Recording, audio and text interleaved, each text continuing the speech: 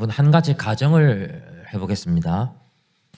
어느 날 몸이 너무 아파서 병원에 찾아갑니다.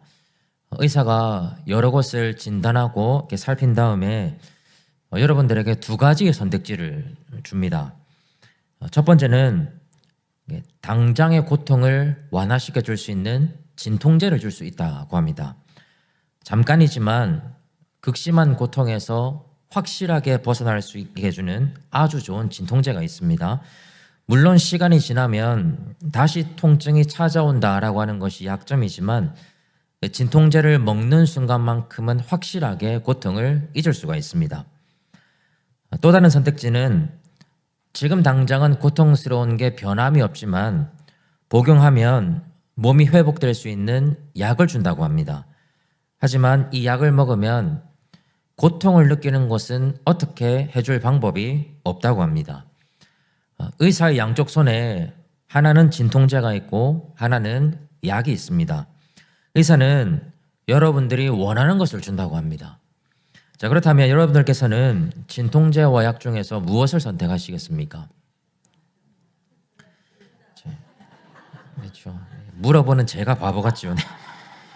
당연히 약을 선택해야 합니다. 그게 합리적이고 올바른 선택입니다.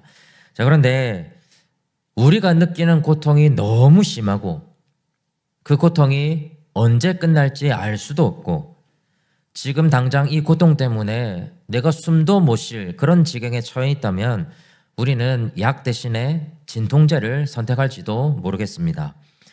약을 선택하는 게 올바르다는 것을 몰라서가 아닙니다. 우리가 느끼는 고통뿐만 아니라 우리에게 닥치는 슬픔이라든지 내가 감당하기에 너무 벅찬 상황이 생기다 보면 당장의 이 문제를 해결하고 싶어 하지 조금 멀리 내다보면서 합리적으로 선택하는 것이 결코 쉽지 않습니다. 그러다 보면 생각의 깊이는 얕아지고 고민의 범위도 좁아지고 뭔가 즉각적이고 빨리 결과물을 얻을 수 있는 그렇지만 우리에게 전혀 유익이 되지 않는 길을 선택할 가능성이 충분히 있습니다. 그게 인간이 가지고 있는 연약함이기도 합니다. 여러분, 이 모습을 우리 신앙생활로 한번 연결시켜 보면요. 우리 그리스도인들이 쉽게 범하는 실수가 하나 있습니다. 우리 삶이 지치고 힘들다 보니까 우리가 하나님의 말씀에서 약을 얻으려고 하기보다는 진통제를 얻으려고 할 때가 훨씬 더 많이 있습니다. 그 마음 충분히 이해가 되죠. 하나님의 말씀을 듣는 그 순간만큼은 그저 세상의 염려를 잠시 잊을 수 있는 위로와 평안을 원하게 됩니다. 힘들게 일주일을 살았는데 교회에 와서는 조금 더 긍정적인 이야기, 좀 좋은 이야기, 내 상황은 지금 잘 안 되고 있지만 앞으로는 잘 된다는 이야기, 그런 이야기를 듣고 힘을 얻고 싶어 하는 게 우리 인간들의 솔직한 마음 아니겠습니까?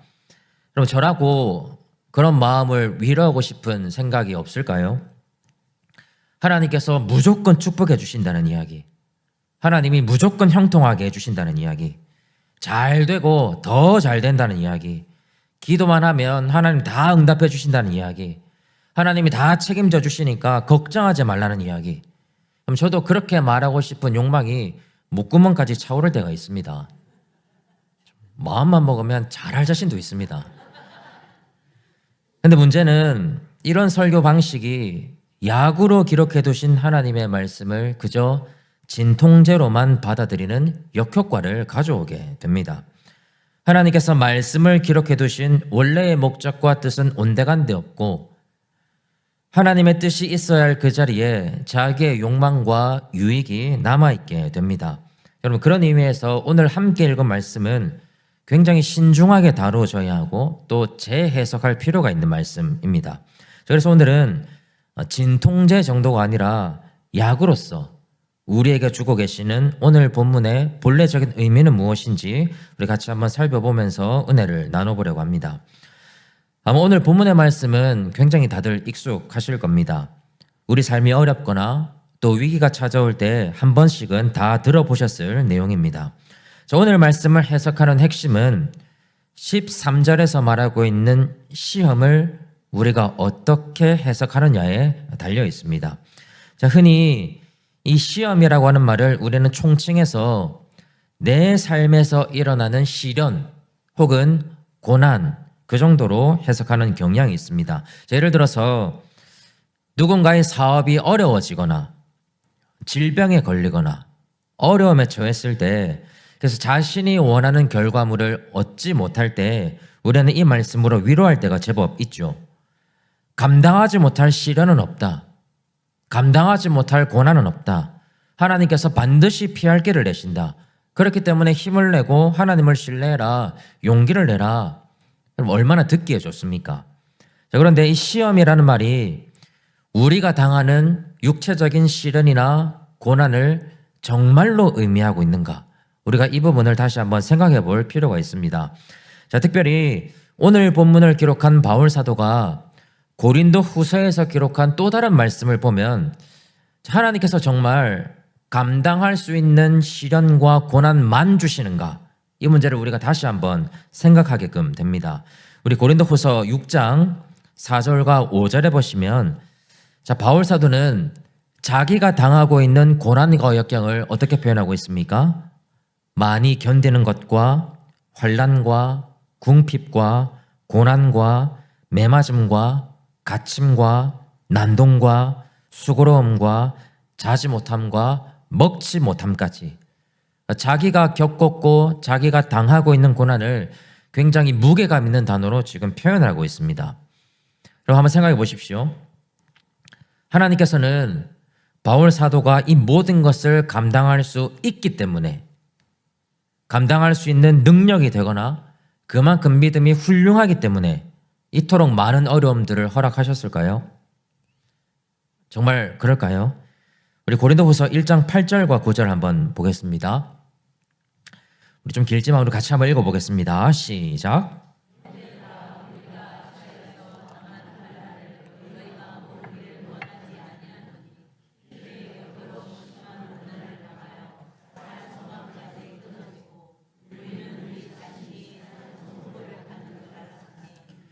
자, 여러분, 이 말씀에 근거하면 바울 사도는 분명히 그가 감당할 수 있는 것 이상의 고난을 받았습니다. 그래서 힘에 겨웠다라고 고백하고 살 소망까지도 끊어졌다라고 이야기하고 심지어는 사형 선고를 받은 것과 다를 바 없었다라고 말씀하고 있습니다. 바울 사도는 분명히 자기가 감당할 수 있는 것 이상의 고난을 받았습니다. 자, 그런데 하나님께서 이렇게 감당할 수 있는 것 이상의 시련과 아픔을 주시는 이유가 무엇이냐면 우리 방금 읽었던 9절에 남아있는 부분에 잘 나와 있습니다. 말씀을 보시면요. 그 다음에 없나요? 네, 제가 읽어드리겠습니다.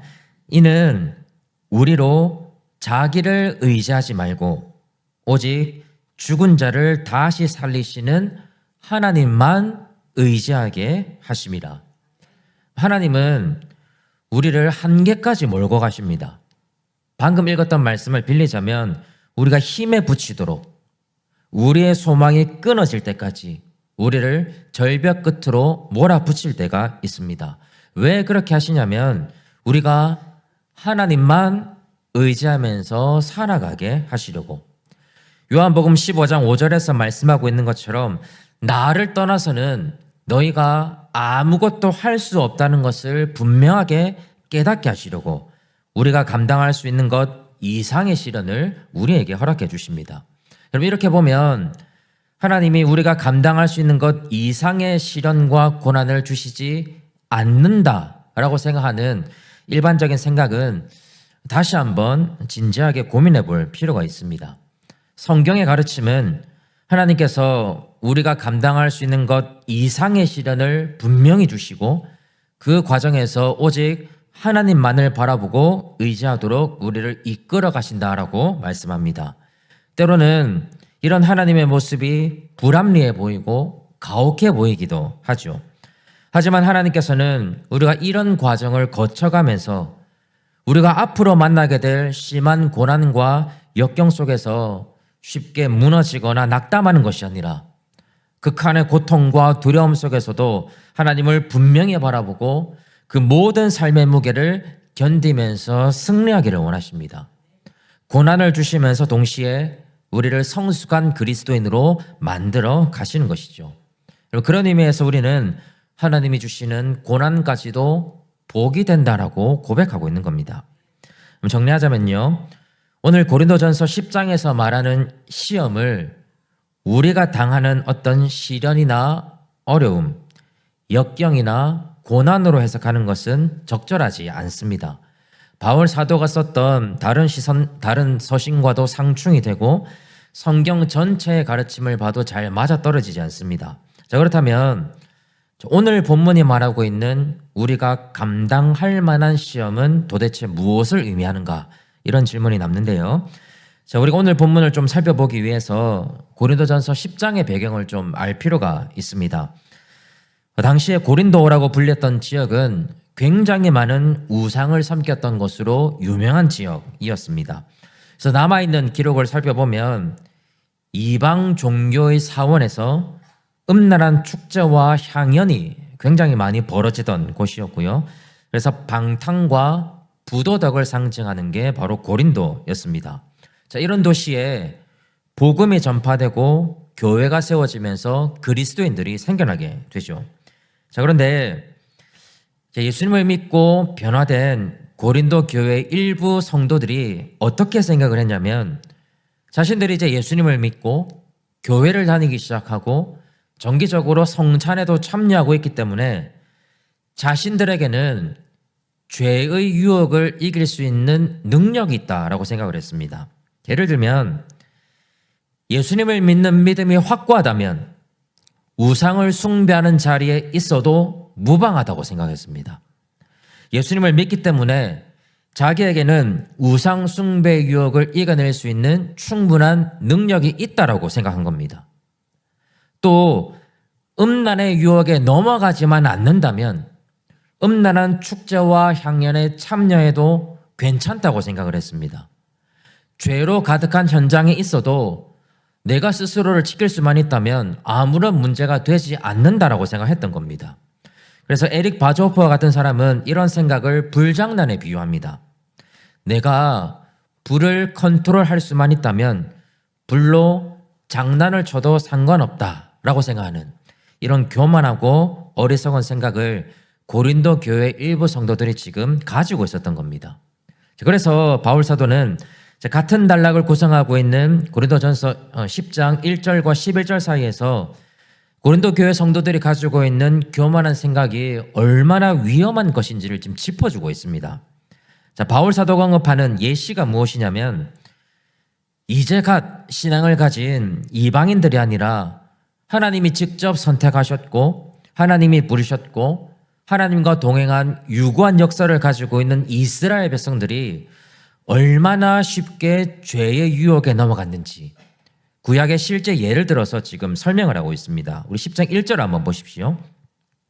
자, 10장 1절에 보시면 우리 조상들이 다 구름 아래에 있고 라고 말씀하죠. 구름 아래에 있었다는 말 무슨 뜻일까요? 자, 이스라엘이 광야를 통과하는 가운데 하나님의 임재를 상징하는 구름 아래에 지금 있었다는 뜻입니다. 이방인들은 알 수 없지만 구약시대 이스라엘 사람들은 하나님의 위엄이 가득한 임재를 두 눈으로 목격했습니다. 그런데도 죄악에 쉽게 빠져버렸다는 겁니다. 자, 1절 마지막 부분에 바다 가운데로 지나며, 또 2절에서 바다에서 세례를 받고, 이건 또 무슨 의미일까요? 그렇죠. 이스라엘이 하나님의 은혜의 기적을 따라서 홍해를 건너갔던 사건을 의미하고 있습니다. 이런 놀라운 기적을 경험했음에도 불구하고 이스라엘이 너무 쉽게 죄악에 빠져버렸다는 겁니다. 3절에서 신령한 음식을 먹었다는 말은 무슨 뜻일까요? 그렇죠. 그들이 뿌리지도 않았고 물을 주지도 않았지만 하나님께서 은혜로 허락해 주신 만나를 먹었다는 말입니다. 이런 하나님의 다스림과 인도하심, 하나님의 은혜가 끊어지지 않았지만 어떠했다는 겁니까? 이스라엘 백성들이 너무 쉽게 죄악에 빠졌다는 뜻입니다. 4절에서 신령한 음료를 마셨다고 합니다. 이건 무슨 뜻일까요? 하나님께서 반석에서 물을 내셔서 이스라엘 백성들이 먹었던 장면을 지금 상기시키고 있습니다. 자, 이렇게 이스라엘은 하나님이 함께 하셨고 하나님과 가까이 있었고 하나님이 베푸신 은혜와 기적을 수없이 경험했지만 그들은 하나님을 향한 믿음을 너무 쉽게 상실했고 너무 쉽게 죄악에 빠졌습니다. 그래서 5절이 지금 말하고 있는 것처럼 광야에서 멸망을 당하는 지경에 이르게 됩니다. 여러분, 그게 하나님의 선택을 받았고 눈앞에서 하나님의 살아계심과 역사하심을 맛보았던 이스라엘의 민낯이었습니다. 바울 사도가 전하고 싶은 말은 이렇게 하나님의 부르심을 받고 수많은 기적을 똑똑히 목격하고 하나님과 오랫동안 동행한 이스라엘도 이렇게 쉽게 유혹에 빠지고 하나님 앞에서 멀어졌는데 하물며 이제 갓 믿음을 가진 고린도 교회 성도들이 어떻게 죄의 유혹에서 자유할 수 있겠느냐, 지금 이 말을 하고 있는 겁니다. 그래서 6절과 11절에 한번 보시면 바울 사도가 의도적으로 반복하고 있는 말이 하나 있죠. 바로 본보기라는 말입니다. 자, 구약의 이스라엘 사람들은 고린도 교회 성도들이 눈여겨봐야 할 본보기입니다. 죄에 대해서 근거 없는 자신감을 가지고 있던 이제 갓 예수님을 믿는 성도들에게 바울 사도는 구약에서 실패했던 사람들을 너희의 본보기로 삼고 죄에 대해서 교만한 마음을 품지 말라고, 그 마음을 품고 있는 너희가 조심해야 한다라고 지금 이 말씀을 기록하고 있는 겁니다. 이런 맥락을 바탕으로 해서 오늘 함께 읽은 12절을 다시 한번 보십시오. 우리 12절 말씀 우리 같이 한번 읽어보겠습니다. 시작.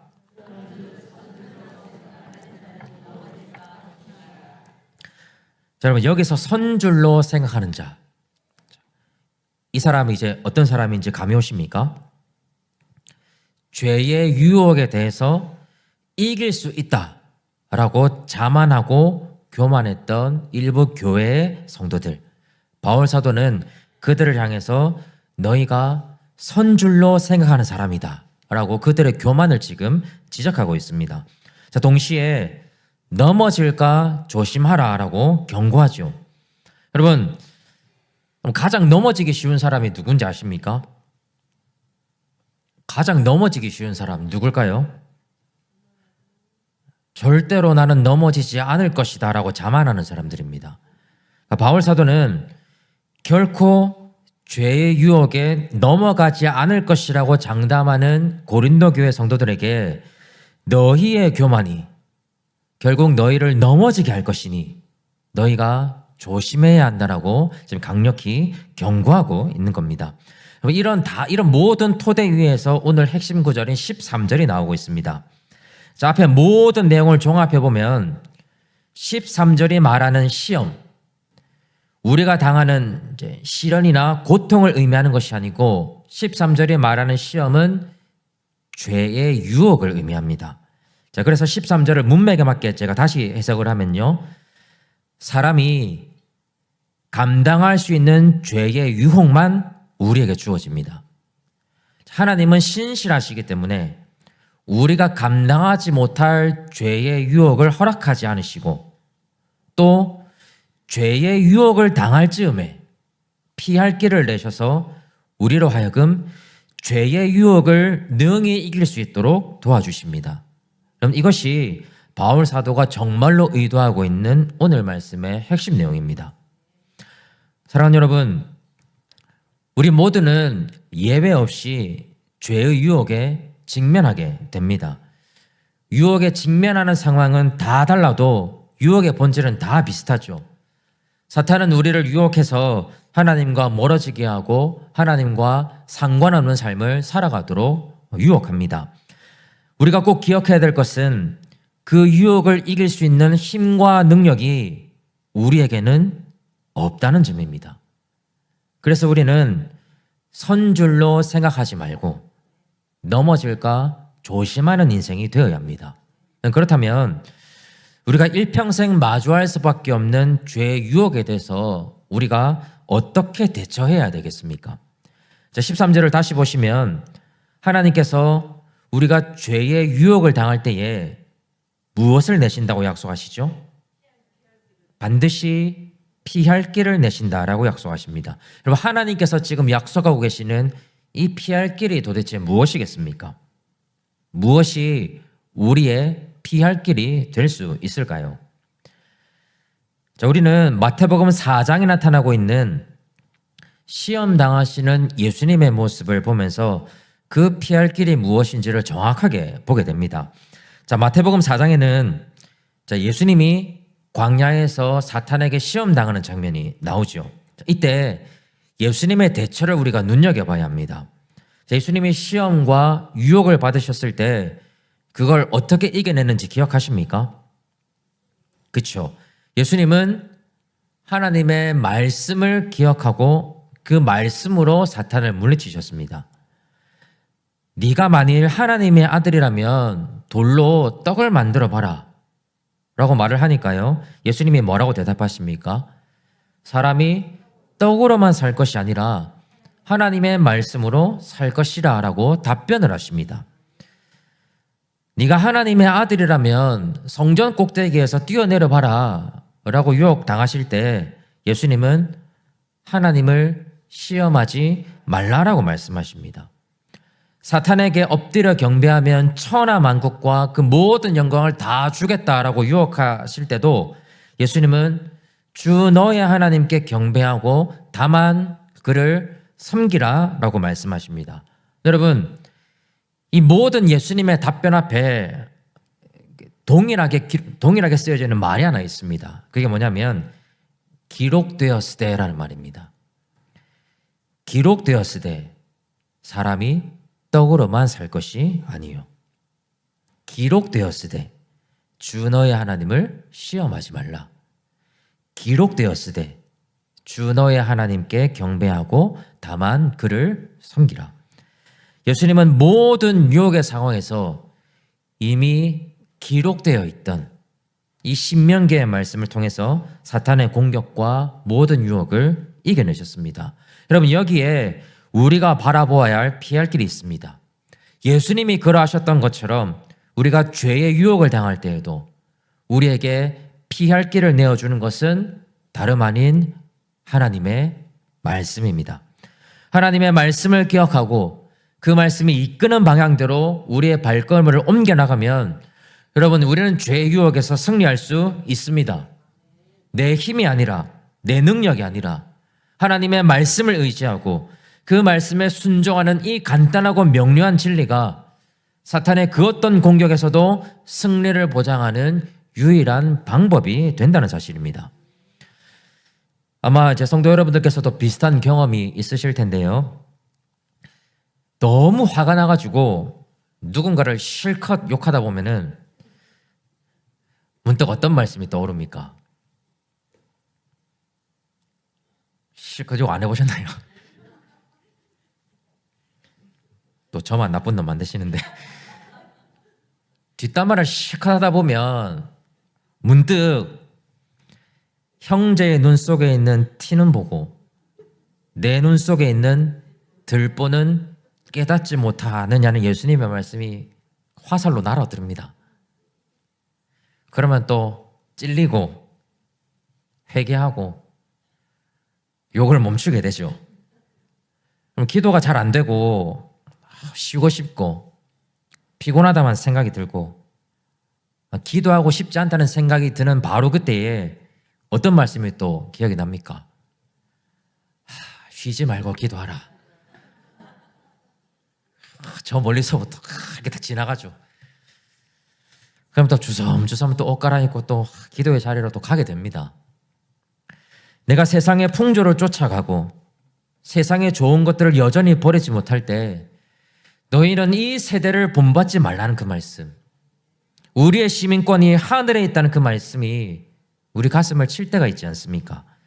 이처럼 하나님께서는 우리가 유혹의 상황에 직면할 때마다 우리에게 하나님의 말씀을 기억나게 하시고 그 말씀의 능력으로 죄의 유혹에서 승리할 수 있도록 우리를 도와주고 계십니다. 에베소서 6장 17절은 성령의 검, 곧 하나님의 말씀을 가지라라고 우리에게 권면하고 있습니다. 우리가 이 강단에서 선포된 하나님의 말씀을 끊임없이 기억하고 되새기고 또 하나님의 말씀을 암송하기도 하고 가까이 하고 주야로 묵상하고 그 말씀으로 함께 모여서 나누고 이야기하고 격려할 때 죄의 유혹으로 깜깜한 이 세상 속에서 환하게 빛나는 하나님의 말씀이 우리를 피할 길로 안내해 줄 것입니다. 우리가 이렇게 살아갈 때 오늘 13절 마지막 부분을 보십시오. 너희로 능히 감당하게 하시느니라. 이 마지막 부분이 얼마나 감사합니까? 너는 반드시 이겨야 돼.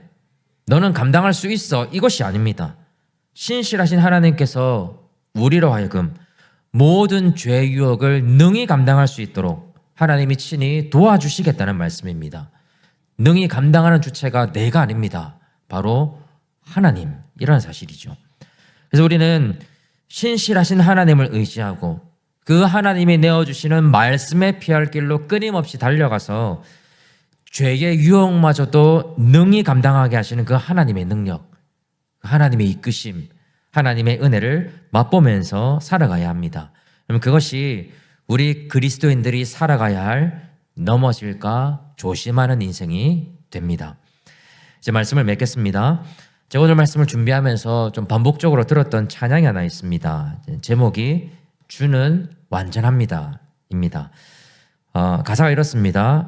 주여 우린 연약합니다. 우린 오늘을 힘겨워합니다. 주 뜻 이루며 살기에 부족합니다. 우린 연약합니다. 주여 우린 넘어집니다.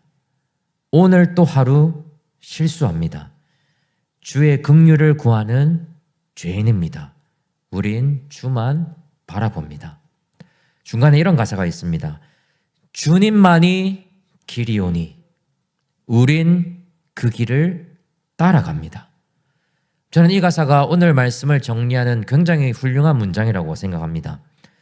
주님만이 길이시고 주님의 말씀만이 우리의 피할 길이기 때문에 우리가 그 길을 따라 걸어갈 때 비록 넘어질 수밖에 없고 실수할 수밖에 없는 연약한 사람들이지만 죄의 유혹을 능히 감당하는 신실한 하나님의 백성으로 살아갈 수 있을 것입니다.